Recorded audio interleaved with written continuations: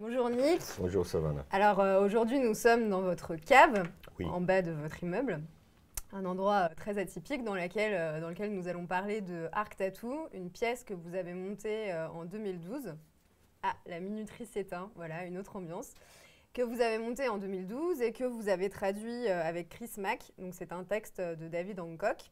Vous nous faites participer à une aventure vraiment hors du commun parce qu'on pénètre dans votre vide-grenier dans lequel on peut chiner à foison toutes sortes d'objets.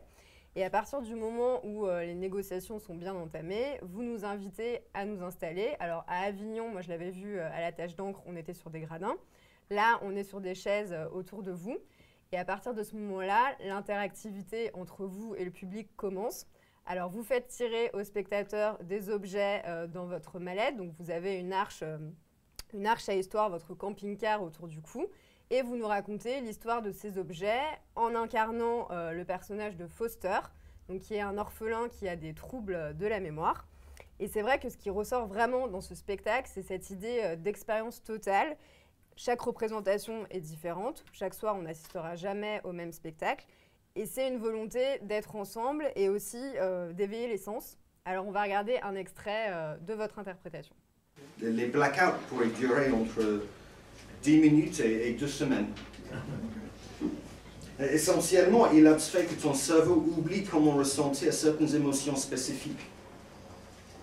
Quelquefois, au cinéma, on voit comment un amnésiaque se réveille au lit et tout d'un coup, il se rappelle de son propre nom.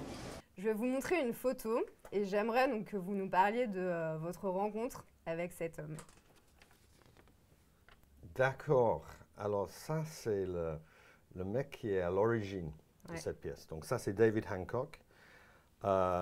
Donc c'est Chris Mack qui a vu la pièce la première fois à New York et il m'a proposé de travailler avec lui là-dessus.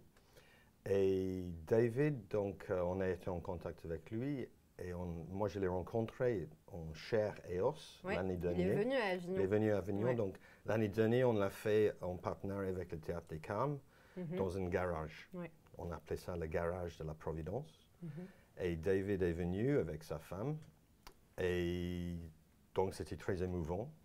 Et on s'est bien entendu, on est devenus potes. Et maintenant, on part sur d'autres aventures ensemble, dont un où on va peut-être développer l'univers d'Arc Tattoo encore plus. D'accord. Et c'est vrai qu'on aimerait